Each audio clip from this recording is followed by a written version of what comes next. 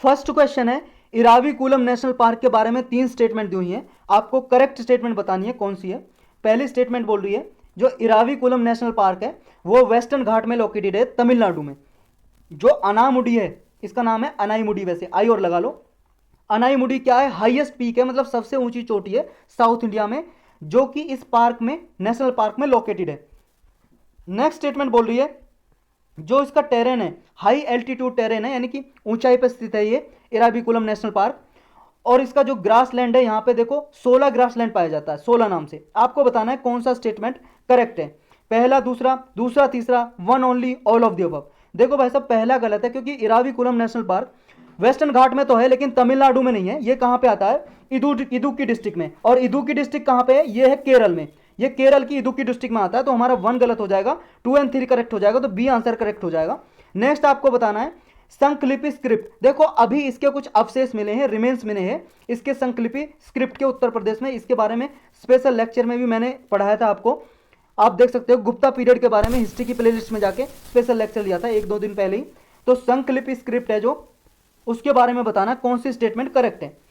संकलिपि जो स्क्रिप्ट है, लिपि है जो, वो डिस्क्राइब करती है एक स्पाइरल कैरेक्टर को, यानी कि ये इसे कोंच, सेल और शंख, जो शंख होता है ना, शंख, उसकी तरह होती है इसकी जो शेप होती है, लिखते हैं जो इसके वर्ड होते हैं। नेक्स्ट आपको बताना है ये टेम्पल पिलर वगैरह या टेम्पल में जो कॉलम होते हैं या खंबे होते हैं टेम्पल में, मंदिर में, या रॉक सरफेस में मिली है, ये इंग्रेव मिली, छपी हुई मिली है। नेक्स्ट आपको बताना है इंग्लिश स्कॉलर है जिसने सबसे पहले ये डिस्कवर की थी, जिसका नाम है जेम्स प्रिंसेप। आपको बताना है करेक्ट कौन सी स्टेटमेंट है, 1 only, 1 2 1 3, all of the above. इसका करेक्ट आंसर है D, all of the above correct है इसमें। नेक्स्ट आपको बताना है 2 स्टेटमेंट दी हुई है, कौन सी करेक्ट है ये बताना है। पहली बोल रही है कि जो गुप्ता पीरियड में जितने भी टेंपल मिले थे, मेजॉरिटी ऑफ टेंपल, सबसे ज्यादा टेंपल रॉक कट टेंपल थे, मतलब चट्टानों को काट के मंदिर बनाए गए थे। नेक्स्ट आपको बताना है 10 अवतार जो टेंपल है वो देवगढ़ में है, एंड भीतर गांव जो टेंपल है वो भी ये उत्तर प्रदेश में है, जो गुप्ता पीरियड के काल में बनाया गया था। करेक्ट कौन सा है ये बताना, 1 ओनली, 2 ओनली, बोथ, या नन ऑफ द अबव। देखो भाई साहब, पहला बिल्कुल गलत है, क्योंकि रॉक का टेंपल ज्यादा नहीं थे गुप्ता पीरियड में, इसमें सबसे ज्यादा बनाए थे स्ट्रक्चरल टेंपल, यानी कि जैसे आज आपके घर वगैरह बनाते हैं, ये चट्टानों को काट के ज्यादा टेंपल नहीं थे, मेजोरिटी ऑफ द टेंपल थे स्ट्रक्चरल टेंपल। तो पहला गलत हो जाता है, दूसरा बिल्कुल सही है, हमारा आंसर हो जाएगा बी। नेक्स्ट आपको बताना है माइक्रोवेव्स के रिगार्डिंग 3 स्टेटमेंट दी गई हैं, आपको बताना करेक्ट कौन सा है माइक्रोवेव्स के बारे में। माइक्रोवेव्स जो हैं ये इंफ्रारेड रेडिएशन और रेडियो वेव्स के बीच में, इनकी इलेक्ट्रोमैग्नेटिक स्पेक्ट्रम इनका बीच में आता है, इंफ्रारेड रेडिएशन और रेडियो वेव्स के बीच में, मतलब इनकी जो फ्रीक्वेंसी होती है इन दोनों रेडिएशन के बीच में होती है, मतलब। नेक्स्ट टॉपिक बोल रहा है गिलास एंड प्लास्टिक जो मटेरियल होता है वो माइक्रोवेव को रिफ्लेक्ट कर देते हैं। जैसे मान लो कोई कांच है या प्लास्टिक है, इस पर माइक्रोवेव पड़ेगी, रेडिएशन, ये किरण, तो ये माइक्रोवेव वेव्स इससे रिफ्लेक्ट हो जाएगी क्या। नेक्स्ट बताना है माइक्रोवेव्स जो है वो सर्टेन फ्रीक्वेंसी की होती है, जिसे कुछ हद तक जो वाटर है, पानी, वो भी एब्जॉर्ब कर लेता है कुछ फ्रीक्वेंसी की माइक्रोवेव्स को। आपको बताना है करेक्ट कौन सा है, 1 only, 1 2 1 3, all of the above. देखो दूसरा बिल्कुल गलत है, क्योंकि गिलास और प्लास्टिक में से ये पास हो जाती हैं, निकल जाती हैं, उससे रिफ्लेक्ट नहीं कर पाता, ना तो गिलास ना तो कांच रिफ्लेक्ट कर पाता इसे, और ना ही प्लास्टिक का मटेरियल, उससे पास हो जाती हैं। तो हमारे 1 एंड 3 स्टेटमेंट बिल्कुल करेक्ट है।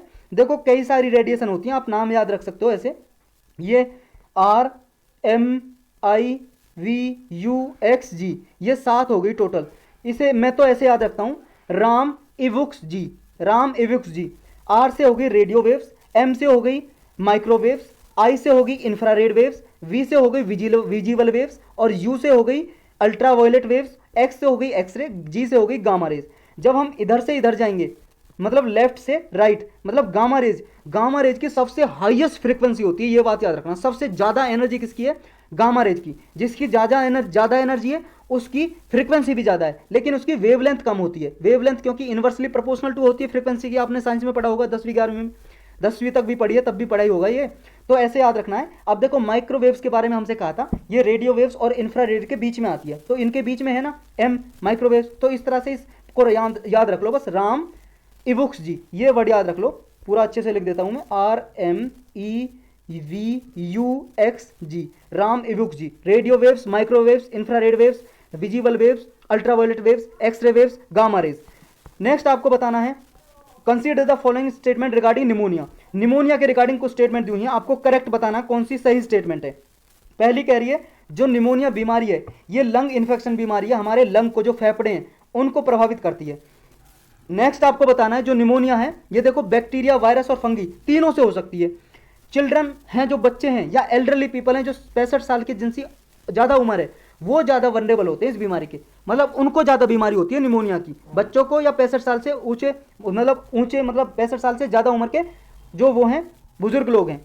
नेक्स्ट आपको बताना है जो निमोनिया है ये प्रिवेंटेबल तो है लेकिन क्यूरेबल नहीं है, यानी कि ये ठीक नहीं हो सकती लेकिन इसको प्रिवेंट किया जा सकता है, होने से बचाया जा सकता है। 1 2 1 2 3 1 3 4 या ऑल ऑफ दी अबव। देखो भाई साहब चौथा गलत है क्योंकि इसको प्रिवेंट भी किया जा सकता है, होने से बचाया भी जा सकता है और क्योर भी किया जा सकता है। अगर किसी को निमोनिया हो जाता उसको गोली टैबलेट वगैरह दवाई देकर ठीक भी किया जा सकता है। तो हमारी बी स्टेटमेंट करेक्ट हो जाएगी क्योंकि चौथी गलत है, तो हमारी 1 2 3 करेक्ट है, ऑल ऑफ 3 करेक्ट है। नेक्स्ट आपको बताना है सब्सिडायरी अलायंस सिस्टम है जो इंडियन रूलर्स का, इसके बारे में कौन सी करेक्ट स्टेटमेंट है ये बताना आपको। देखो करेक्ट नहीं इनकरेक्ट बताना है, इसमें गलत स्टेटमेंट कौन सी है। जो सब्सिडायरी अलायंस सिस्टम है इसके अंदर कोई भी इंडियन रूलर जो भारत का राजा था, प्रिंसली स्टेट में राजा हुआ करते थे, उनको ये परमिशन नहीं थी कि वो अपनी इंडिपेंडेंट आर्म फोर्स रखें, मतलब अपनी आज़ाद मिलिट्री नहीं रख सकते थे अगर जिसने भी सब्सिडायरी अलायंस सिस्टम पे साइन की हैं। ये लॉर्ड वेलेस्ली ने इंट्रोड्यूस किया था 1798 में। नेक्स्ट आपको ये बताना है, इसमें यह था कि जो भी ब्रिटिश रिप्रेजेंटेटिव हैं उनको प्रोटेक्ट करने के लिए प्रिंसली स्टेट की सारी जिम्मेदारी है, मतलब जो भी रिप्रेजेंटेटिव रहेंगे ब्रिटिश गवर्नमेंट के प्रिंसली स्टेट में उनको वो प्रोटेक्ट करेंगे, जो भी राजा हैं रूलर है प्रिंसली स्टेट्स के। इनकरेक्ट बताना कौन सा, 1 2 दोनों गलत या दोनों में से कोई सा गलत नहीं है तो डी सही हो जाएगा, लेकिन दूसरा गलत है और हमें गलत ही बताना, तो हमारा बी आंसर करेक्ट हो जाएगा। ये देखो ब्रिटिश के रिप्रेजेंटेटिव की प्रोटेक्ट करने की जिम्मेदारी प्रिंसली स्टेट्स की नहीं थी। क्यों? देखो भाई साहब मिलिट्री तो ये अपनी डेवलप ही नहीं कर सकते थे, मतलब मिलिट्री ब्रिटिश गवर्नमेंट की होनी थी, ब्रिटिश गवर्नमेंट इनको संरक्षा मतलब एक तरह से सुरक्षा देती थी, संरक्षण इनका ये करती थी। प्रोटेक्ट कौन करता था? British government. इन्हें अपनी आज़ाद मिलिट्री बनाने की आज़ादी नहीं थी। जो भी राजा थे प्रिंसली स्टेट्स थे इस जो भी सब्सिडायरी अलायंस सिस्टम को साइन करते अंग्रेजों के साथ, तो इसमें ब्रिटिश गवर्नमेंट के रिप्रेजेंटेटिव को प्रोटेक्शन भी ब्रिटिश गवर्नमेंट ही देती थी, क्योंकि इनको खुद को प्रोटेक्शन ही ब्रिटिश गवर्नमेंट दे रही है प्रिंसली स्टेट को, तो इसलिए गलत हो जाता है दूसरा, और गलत ही बताना हमें, बी आंसर सही हो जाएगा। 1720 में ब्रिटिश गवर्नमेंट ने एक कलिको एक्ट नाम का एक्ट यानी कि लॉ बनाया था, इनेक्ट किया था, कानून बनाया था। इस कानून का क्या संबंध है, किससे ये रिलेटेड है, ये बताना है। इसका सही आंसर है जो भी मान लो प्रिंटेड कॉटन टेक्सटाइल थे जो इंडिया से ब्रिटेन में आते थे, इंडिया से एक्सपोर्ट होते थे ब्रिटेन में, यानी कि ब्रिटेन गवर्नमेंट इंपोर्ट करती थी इंडिया से।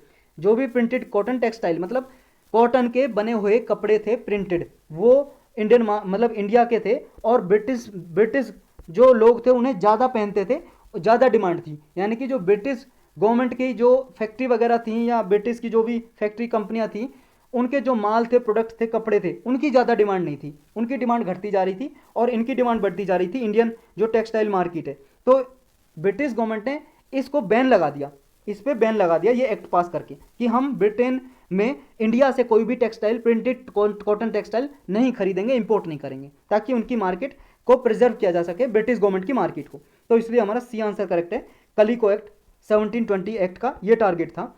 नेक्स्ट आपको बताना है थियोसॉफिकल सोसाइटी के बारे में स्टेटमेंट दी हुई है, करेक्ट बतानी है कौन सी है। देखो इसको भीकाजी कामा ने बनाया था क्या, फाउंड किया था, एस्टेब्लिश किया था क्या? इसका जो मेन एम था, टारगेट, वो ये था कि एंशियंट रिलीजियस और फिलोसफी की स्टडी को प्रमोट करना था, मतलब जो प्राचीन धर्म थी और विचारधारी थी उसी को प्रमोट करना था क्या?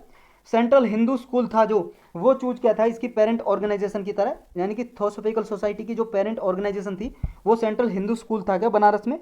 आपको बताना करेक्ट। 2 3 1 3 2 ओनली 1 3।